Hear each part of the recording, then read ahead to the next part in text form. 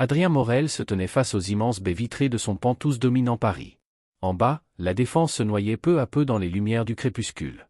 8 mois s'étaient écoulés depuis que Clara Alvarez avait quitté sa vie, et le silence de l'appartement semblait s'épaissir chaque soir un peu plus.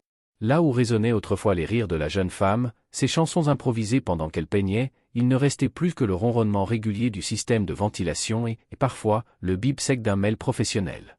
Il posa sa main contre la vitre froide. Clara aimait se tenir à cette même place, racontant des histoires imaginaires sur les gens derrière les fenêtres éclairées des tours. Elle voyait de la poésie dans tout, dans un taxi arrêté, dans la pluie sur les toits, dans un pigeon perché sur une antenne. Adrien, lui, n'y voyait que rendement et investissement. C'est ce contraste, cette lumière qu'elle jetait sur son monde terne, qui l'avait captivé dès le premier instant. 3 ans plus tôt, il l'avait rencontrée lors du vernissage d'une exposition à la Galerie Montparnasse. Alors que tout le monde discutait à faire autour du champagne, Clara, assise par terre avec une fillette, expliquait la signification d'une toile abstraite. Sa passion était si pure qu'Adrien en avait oublié pourquoi il était venu. Ce soir-là, il avait compris que certaines âmes pouvaient faire battre le cœur autrement que par ambition. Son téléphone vibra dans sa poche, le tirant brusquement du souvenir. « Monsieur Morel ?» C'était la voix de Mélanie Hartmann, son assistante. Juste un rappel, la soirée d'anniversaire de l'entreprise commence à 20h. Adrien ferma les yeux. Il détestait ces réceptions pleines de sourires forcés et de félicitations creuses. Morel Innovation venait de finaliser la plus grosse fusion de son histoire. Les journaux le surnommaient le prodige du numérique. Son conseil d'administration, lui, le voyait comme un bulldozer humain. Mais, seul dans ce penthouse trop grand, Adrien ne se sentait ni prodige ni conquérant ou juste épuisé. Sous la douche, l'eau brûlante ne parvint pas à dissoudre cette fatigue qui semblait s'être incrustée jusque dans ses os. Il enfila machinalement le costume qu'avait choisi Mélanie, ajusta sa cravate sans conviction et se regarda dans le miroir. À 36 ans, il paraissait plus vieux. Ses traits s'étaient durcis. La chaleur qu'autrefois Clara faisait naître en lui avait disparu, remplacée par une froideur méthodique, utile en affaires mais mortelle pour l'âme. Et comme chaque jour, la même scène revint hanter son esprit, leur dernière nuit ensemble. Leur 3e anniversaire de mariage. Clara avait préparé un dîner, dressé la table, allumé des bougies. Il lui avait promis d'être rentré à 19h. Mais un problème survenu à la filiale de Tokyo l'avait retenu jusqu'à presque minuit. Lorsqu'il était entré, elle était assise, immobile, devant des plats froids et des chandelles éteintes. « Tu as oublié ?» avait-elle simplement demandé. Il s'était défendu, blessé dans son orgueil. « Tu ne comprends pas la pression que je subis. » Puis, le téléphone avait sonné. Vanessa Chen, sa partenaire d'affaires à Hong Kong. Il avait répondu. Clara l'avait regardé, les yeux suppliants. Quand Vanessa avait ri à une de ses blagues, ce rire familier, Clara s'était figée. « Y a-t-il quelque chose entre vous ?» La question avait déclenché chez lui un réflexe brutal. Non pas de culpabilité d'une trahison réelle, mais d'un million de soirs où il avait préféré son écran à son épouse. Au lieu de la rassurer, il l'avait attaquée. « Tu es paranoïaque, jalouse, incapable de comprendre mon monde. » Clara ne s'était pas défendue.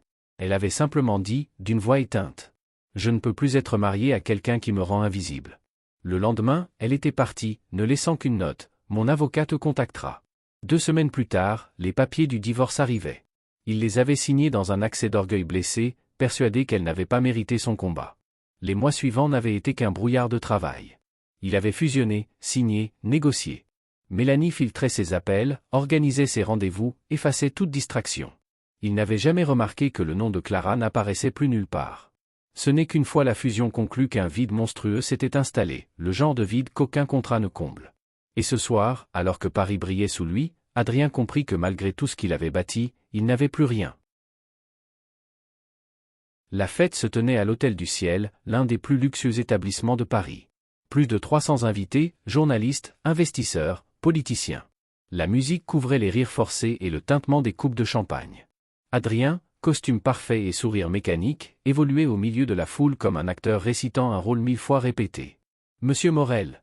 Félicitations pour la fusion. Adrien, quelle vision. Vous êtes l'avenir de la tech française. » Les compliments tombaient comme des gouttes de pluie sur un toit d'acier, ils glissaient sans pénétrer. À ses côtés, Mélanie Hartmann chuchotait les noms, les titres, les liens, veillant à ce qu'il ne commette aucun faux pas. Sa robe rouge, trop sophistiquée pour une assistante, attirait les regards. Mais Adrien n'y prêta pas attention. Il n'était qu'un fantôme, prisonnier de ses regrets. Au bout d'1 heure, il céda à l'asphyxie. « Je reviens » murmura-t-il à Mélanie. Il se glissa hors de la salle de réception et gagna la terrasse. L'air de novembre mordait sa peau, mais cette morsure lui fit du bien. Il desserra sa cravate, s'adossa à la balustrade et contempla les toits de Paris. Les mêmes lumières que Clara aimait tant, ces lumières qui maintenant le jugeaient. « Vous voilà enfin » dit une voix derrière lui. « Mélanie. » Le claquement de ses talons résonna sur le marbre. « Tout le monde vous cherche, Adrien.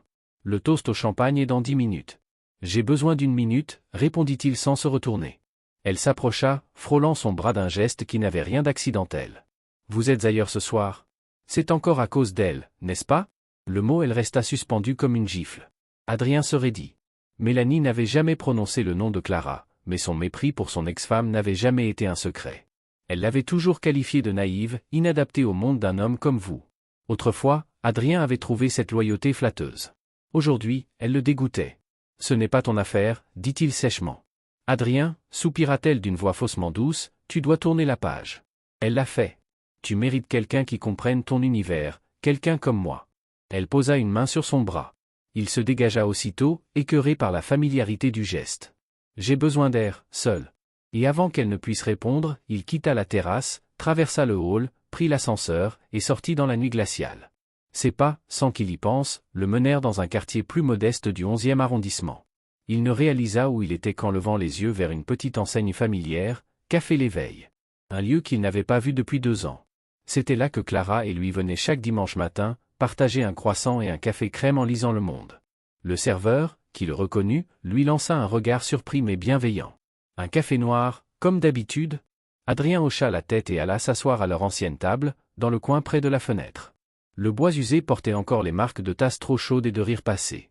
Il était perdu dans ses pensées quand des voix de femmes, à la table voisine, le tirèrent de son silence. « Tu as entendu parler de cette femme qui a accouché à l'hôpital Saint-Laurent la semaine dernière ? » ? « Oui, toute seule, sans famille. Ma sœur est infirmière là-bas. Elle a dit que la pauvre était courageuse, mais qu'elle avait beaucoup pleuré. Et tu sais le pire ? Ajouta une autre. Elle s'appelait Clara Alvarez. Apparemment, c'est une artiste. Elle avait des tableaux magnifiques dans son sac. La tasse d'Adrien s'immobilisa à mi-chemin de ses lèvres. Clara Alvarez. Artiste. 8 mois après le divorce. Le timing correspondait. Un frisson lui parcourut la nuque. Les femmes se levèrent, enfilant leurs manteaux. Adrien aurait voulu les retenir, poser des questions, mais les mots restaient bloqués dans sa gorge. Et pourtant, une certitude naissait en lui, violente, irrépressible. Il revit Clara cette dernière nuit, hésitant à parler, sa main posée sur son ventre avant qu'il ne l'interrompe. Et si, le souffle coupé, il sortit son téléphone. « Richard ?» dit-il d'une voix tremblante lorsque son avocat décrocha. « J'ai besoin d'une recherche discrète. Hôpital Saint-Laurent, ces 2 dernières semaines. Une certaine Clara Alvarez. Dis-moi si elle a eu un enfant. Et si un père est mentionné sur le certificat. » Un silence lourd. Puis, « Adrien, tu es sûr ? Si elle voulait que tu le saches, elle te l'aurait dit. S'il te plaît, Richard. Je dois savoir. » 2 heures plus tard, de retour dans son pantouse plongé dans l'obscurité, le téléphone sonna. « Il y a un certificat de naissance, » dit Richard. Clara Alvarez a donné naissance à une fille, il y a 9 jours. 2,9 kilos, en bonne, une fille. Le mot résonnait dans sa tête comme une cloche. Adrien resta immobile, les yeux fixés sur la lumière bleue du téléphone. Clara avait eu un enfant. Leur enfant. Pendant qu'il signait des contrats et enchaînait les vols internationaux, elle avait affronté seule la grossesse, l'accouchement, la peur. Une douleur sourde se propagea dans sa poitrine. Il pensa à tout ce qu'il avait manqué, la première échographie, les premiers mouvements, la naissance. Sa gorge se serra. « Donne-moi son adresse » murmura-t-il à Richard. Adrien réfléchit. « Il est tard. Tu devrais attendre demain, préparer ce que tu veux lui dire. J'ai attendu 8 mois. Je n'attendrai pas une minute de plus. » Quand la communication se coupa, Adrien resta dans le noir, fixant l'écran où s'affichait une adresse dans le 20e arrondissement. Un quartier populaire qu'il ne connaissait même pas. Là, quelque part, vivaient Clara et sa fille. Il enfila son manteau et quitta l'appartement sans allumer la lumière. Dans la rue, le froid mordait ses joues, mais il n'en avait cure. Il conduisit à travers Paris, le cœur battant à tout rompre. Les tours de la Défense s'effacèrent dans le rétroviseur, chaque mètre qui le rapprochait d'elle lui faisait craindre de la perdre à nouveau. La rue indiquée était calme, bordée d'arbres nus. Un petit immeuble ancien, façade écaillée, volet défraîchi. Une lumière filtrait du 2e étage. Adrien s'arrêta, le moteur encore allumé. À travers la fenêtre, une silhouette se déplaçait lentement, berçant quelque chose contre elle. Il resta dans la voiture, hypnotisé. Clara. Même à travers la vitre, il reconnaissait sa démarche, ce balancement doux qu'elle avait quand elle peignait au rythme d'une mélodie intérieure. Elle tenait leur bébé. Ses mains tremblaient. Il coupa enfin le moteur, sortit du véhicule et monta les marches une à une. Devant la porte, il hésita, incapable de respirer. Puis il frappa doucement. Silence. Puis des pas, légers, prudents. « Qui est là ?» demanda une voix fatiguée, méfiante. « C'est moi, Adrien. » Le silence revint, plus long cette fois. Il entendit un léger gémissement, puis le murmure d'une berceuse. Quand la porte s'ouvrit enfin, son cœur s'arrêta. Clara se tenait là, les cheveux relevés en un chignon hâtif, un vieux pull sur les épaules, des cernes violacées sous les yeux. Elle était épuisée, amaigrie, et pourtant magnifique. Dans ses bras, un petit être emmitouflé dans une couverture jaune dormait paisiblement. « Comment m'as-tu retrouvé ?» demanda-t-elle, la voix brisée. « J'ai entendu ton nom dans un café. J'ai su que c'était toi. Je devais savoir si c'était mon enfant. » Il ne pouvait détacher son regard du bébé. « Elle est à moi, n'est-ce pas ?» murmura-t-il. Clara resta immobile. Ses doigts tremblaient. Puis, sans un mot, elle ouvrit la porte plus grand. « Entre. » Mais doucement. Je viens à peine de l'endormir. L'appartement était minuscule, mais plein de chaleur. Des toiles aux couleurs vives couvraient les murs, et un petit berceau trônait dans un coin, entouré de jouets d'occasion. Une toile inachevée représentait un lever de soleil sur la mer, la promesse d'un jour meilleur. Clara déposa la petite dans le berceau et se retourna, les bras croisés, en défense. « Elle s'appelle Sofia », dit-elle simplement. « Sofia Marie Alvarez. Elle a 8 jours. Et oui, elle est de toi. J'ai découvert ma grossesse 2 jours après que tu aies signé les papiers du divorce. » Adrien sentit le sol se dérober sous ses pieds. « Pourquoi tu ne m'as rien dit? Pourquoi tu n'as pas appelé ?» Un rire amer lui répondit. « J'ai essayé, Adrien. 12 fois la première semaine. J'ai laissé des messages, envoyé des mails. Même été jusqu'à ton bureau. Ton assistante, Mélanie, m'a dit que tu avais donné l'ordre de ne plus être dérangée. Que tu voulais tourner la page. Alors j'ai arrêté d'essayer. J'ai compris le message. » Adrien resta figé. Les mots ricochaient dans sa tête. « Je n'ai jamais donné cet ordre, » dit-il d'une voix blanche. « Jamais. J'ai essayé de t'appeler 3 mois plus tard, mais ton numéro était déconnecté. Je ne pouvais plus payer mon forfait, » répondit-elle, le ton sec. « J'ai perdu mon emploi à la galerie 2 mois après le divorce. Les nausées m'empêchaient de tenir debout. J'ai tout vendu pour payer les examens. Cet appartement, c'est ce que j'ai pu me permettre. » Adrien regarda autour de lui. Les meubles étaient dépareillés, la table branlante, mais l'endroit respirait la douceur de Clara. Et soudain, il vit l'ampleur de sa faute, elle avait tout traversé seule. « Mélanie a menti à nous deux, » souffla-t-il. « Elle voulait que tu disparaisses. Elle a intercepté tes appels. Je jure que je ne savais rien. » Clara serrait Sofia contre elle, comme si chaque mot d'Adrien risquait de lui arracher ce qu'elle avait reconstruit seule. « Et comment comptes-tu rattraper 8 mois d'absence ?» demanda-t-elle d'une voix tremblante. « Comment pourrais-je croire que tu ne disparaîtras pas à la première crise de ton entreprise? Que ce n'est pas seulement la culpabilité qui t'amène ici. » Adrien avança d'un pas. « Parce que je t'aime, » dit-il simplement. Elle secoua la tête, un rire nerveux au bord des lèvres. « L'amour ne suffit pas toujours, Adrien. »« Non, » répondit-il doucement, « mais c'est ce qui m'a réveillé. Pendant 8 mois, j'ai cru que je pouvais acheter la paix avec des contrats. Mais chaque soir, je rentrais dans ce penthouse vide et j'entendais ton silence me hanter. Je ne veux plus fuir. Pas toi. Pas elle. » Clara le regarda, indécise. Sofia remua, cherchant le sein. Clara s'installa dans le vieux fauteuil, dégagea un PAN de sa couverture et nourrit la petite. Adrien resta immobile, la gorge nouée. La scène était intime, fragile, presque sacrée. Il n'osait pas respirer. « Je ne veux pas de ton argent, » dit-elle après un long silence. « Je n'ai pas besoin de pitié. Je ne t'offre ni argent ni pitié. Je t'offre ma présence. Des mots. Alors je te prouverai que ce ne sont plus que des mots. » Il s'agenouilla devant elle. « Regarde-moi. Je suis fatigué de courir après ce que je croyais être la réussite. Si tu veux, je vendrai tout. Je me moque du conseil d'administration, des actionnaires. Ce que je veux, c'est apprendre à être le père de Sofia. Et si, un jour, tu me le permets, ton mari à nouveau. » Clara détourna le regard, les yeux embués. « Tu m'as tellement blessé, Adrien. Tu as détruit la femme que j'étais. Alors laisse-moi t'aider à reconstruire celle que tu veux devenir. » Sofia s'était endormie, repue. Clara la reposa dans le berceau. Adrien s'approcha, effleura du bout du doigt la joue ronde de l'enfant. Elle ouvrit brièvement les yeux, le même bleu profond que les siens. Il sentit une émotion violente lui monter à la gorge. « Je te le promets, ma fille, » murmura-t-il. « Je ne te laisserai jamais tomber. » Quand il releva les yeux, Clara l'observait.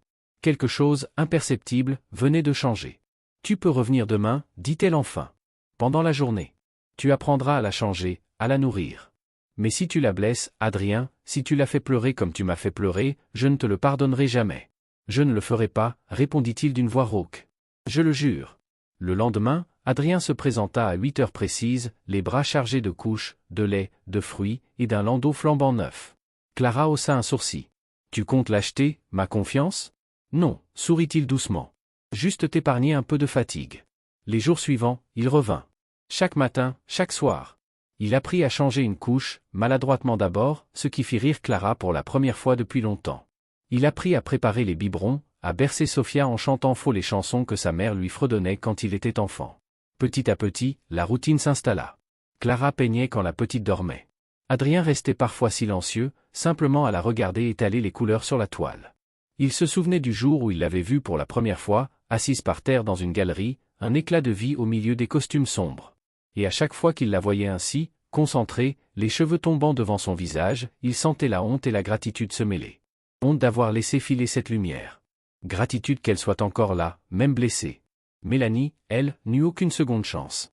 Le lendemain de sa découverte, Adrien la fit convoquer par les ressources humaines. Vous avez intercepté des messages personnels, falsifié des consignes et menti à votre employeur. C'est impardonnable. Elle eut un sourire glacé. Je vous ai protégé, Adrien. Elle vous aurait détruit. Non, Mélanie. C'est toi qui as failli tout détruire. Elle fut escortée hors de Morel Innovation par la sécurité.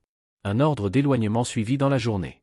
Mais malgré tous ses efforts, Adrien voyait bien que Clara gardait ses distances. Elle le remerciait, lui parlait poliment, mais son regard se fermait dès qu'il s'approchait trop. Il n'y avait pas de haine, juste cette prudence des âmes qui ont trop saigné. 2 mois passèrent ainsi. Adrien, fidèle à sa parole, ne céda pas. Jusqu'au jour où il annonça à son conseil d'administration. Je me retire de la direction générale. Je reste consultant. C'est à mon tour d'apprendre à vivre autrement. Les visages furent stupéfaits. Vous abandonnez l'empire que vous avez créé? Je le reprends plus tard, quand j'aurai mérité ma famille.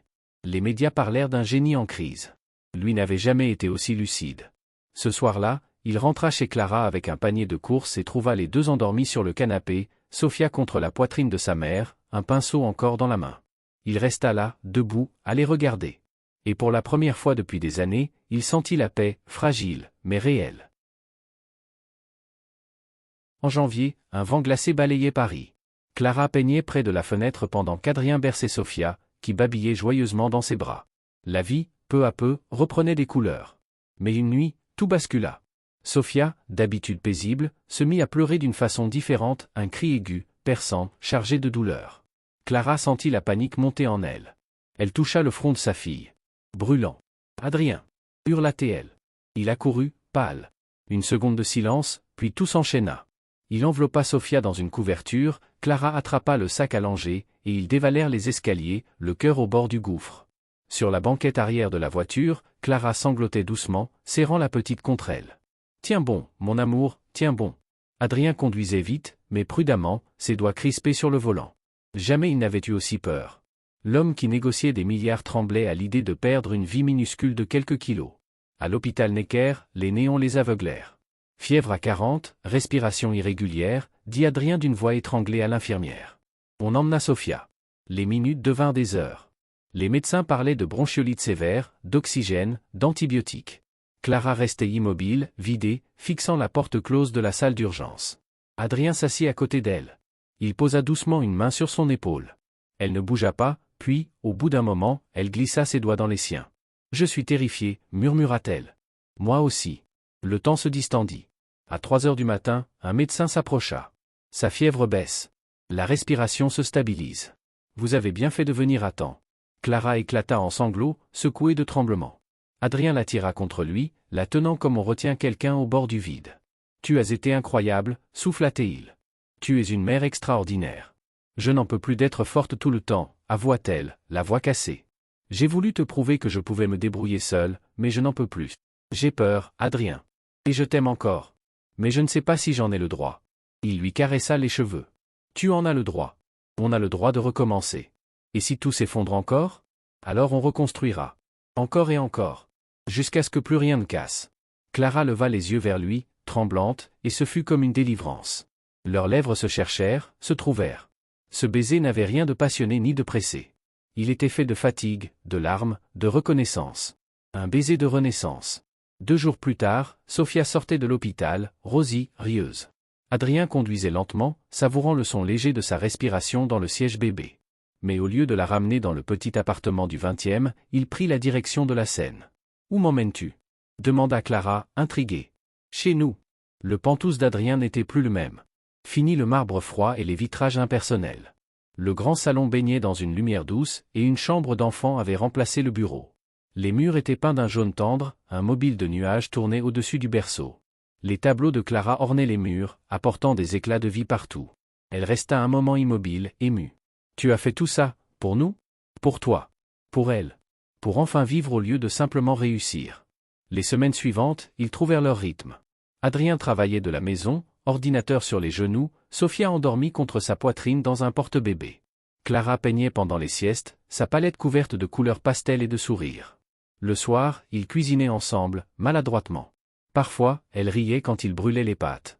Parfois, il riait quand elle s'endormait debout, pinceau encore à la main. Un soir de mars, alors que le printemps perçait timidement les nuages, Clara reçut un appel. « Madame Alvarez ? Nous voulons organiser une exposition solo de vos nouvelles œuvres. Votre série sur la maternité est bouleversante. » Elle raccrocha, tremblante. Adrien la prit dans ses bras. « Tu vois ? » L'été s'installa doucement. Les jours devinrent plus longs, les rires de Sophia plus forts, et la vie reprit un rythme qu'Adrien n'aurait jamais cru possible. Clara et lui avaient retrouvé une paix qu'ils n'avaient jamais vraiment connue, une paix née non de la perfection, mais de la sincérité. Ils parlaient de tout désormais, de leurs peurs, de leurs erreurs, de leurs espoirs. Ils faisaient une thérapie de couple, non pas pour sauver quelque chose de cassé, mais pour apprendre à construire autrement. Leur amour n'avait plus l'éclat brûlant d'autrefois. Il avait la douceur d'un foyer. Et, lentement, la tendresse revint. Un soir, alors que Sophia dormait, Adrien posa sa main sur celle de Clara. Elle ne la retira pas. Ce fut le début d'un nouveau chapitre. En août, pour ce qui aurait été leur 6e anniversaire de mariage, Adrien emmena Clara et Sophia à la mer. Non pas sur la côte d'Azur, mais dans un petit village breton où les vagues semblaient raconter des secrets au vent. Ils logèrent dans un vieux cottage, au milieu des dunes, loin du bruit, loin de tout. Leur dernière soirée là-bas, ils marchèrent sur la plage, main dans la main, pendant que le soleil se noyait lentement dans l'horizon. Clara s'arrêta pour admirer les reflets dorés sur l'eau. Adrien, lui, ne regardait qu'elle. « Marions-nous de nouveau » dit-il soudain. Elle se tourna vers lui, bouche bée. « Quoi ? Pas parce que nous avons un enfant. Pas pour réparer. Pas par devoir. Mais parce que je veux t'épouser à nouveau pour ce que nous sommes devenus. » Il sortit de sa poche un petit écrin. À l'intérieur, une bague simple, un anneau d'or et un diamant unique. « Je sais que, techniquement, nous sommes encore mariés dans certains pays, sourit-il, mais je veux te le demander comme il faut cette fois. Devant ce qu'on aime. En te promettant de te choisir chaque jour. » Clara porta une main à sa bouche, les larmes aux yeux. « Oui, dit-elle en riant entre ses sanglots. Oui, 1000 fois oui. » Adrien la prit dans ses bras tandis que les vagues léchaient leurs pieds. Sophia, dans le porte-bébé, gigota et rit, comme si elle applaudissait leur promesse. Le mariage eut lieu en septembre, dans la même galerie où ils s'étaient rencontrés 6 ans plus tôt. Clara portait une robe blanche sur laquelle elle avait peint, à la main, des fleurs pastel qui montaient du bas de la jupe jusqu'à la taille. Sophia, dans une robe assortie, jouait avec les rubans du bouquet. Les invités étaient peu nombreux, quelques amis, les proches et l'équipe de la galerie. Adrien prononça des vœux simples, mais chargés d'émotion. « J'ai dû tout perdre pour comprendre que la vraie richesse, c'est vous. Que le succès n'a de sens que s'il se partage. Je ne veux plus jamais laisser l'orgueil décider à ma place. » Clara, les yeux brillants, répondit. « Je t'ai haï, j'ai voulu t'oublier, mais j'ai appris que l'amour n'est pas une perfection, c'est une persévérance.